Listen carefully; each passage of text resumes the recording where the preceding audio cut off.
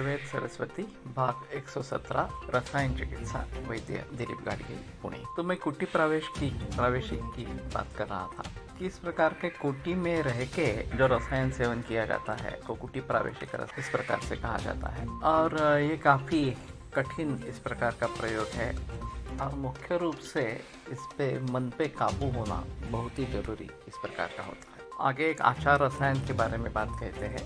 सत्यवाधिनम क्रोधम निवृत्तम मध्य मैथुनात् वगैरह इस प्रकार से बात कही गई। गुणे रेते समुदिते ही प्रयुक्ते रसायनम रसायन गुणान सर्वान यथोक्तान स समझते। इन गुणों से युक्त होकर जो रसायन का सेवन करता है उसको रसायन के सभी फल प्राप्त होते हैं। तो इसमें मानस भाव भी काफ़ी है और उन सभी पर नियंत्रण होने के बाद ही इस प्रकार के रसायन का फल अच्छे तरीके से मिलता है। तो ये कुटी प्रावेशिक रसायन ज़्यादातर होता नहीं है। जामनगर में उसकी कुटी बनाई है एक प्रायोगिक स्वरूप में, लेकिन ज़्यादा प्रचलन इसका नहीं है।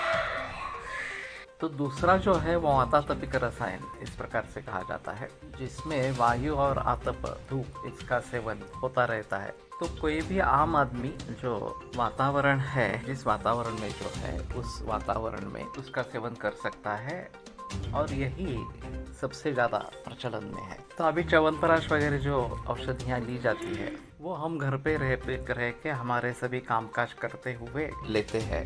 उसका परिणाम प्रावेशिक इतना तो नहीं होता, ये तो स्पष्ट है, लेकिन फिर भी मिलता है और कम से कम वो करना ये आवश्यक इस प्रकार का होगा। तो इस प्रकार के बहुत सारे औषध ग्रंथों में बताए गए हैं कि जो रसायन काम करने वाले इस प्रकार से है, और उसमें सबसे अहम है क्षीरघृत अभ्यास और रसायन। दूध और घी का अभ्यास यानी कि सातत्य से सेवन ये रसायनों में अग्रय या श्रेष्ठ इस प्रकार का बताया गया है। अर्थात जब हम दूध की बात करते हैं तो गाय का दूध और वो भी देसी गाय का दूध समझ लेना बहुत जरूरी रहेगा। जर्सी गाय अभी फिलहाल 30-40 वर्षों में पूरे विश्व भर में फैल गई है संकरित गाय, लेकिन हमारे जो देशी वंश है, चाहे गिर हो, खिलार हो, थारपारकर हो, गौड़ाऊ हो वगैरह वगैरह इस प्रकार के काफ़ी है।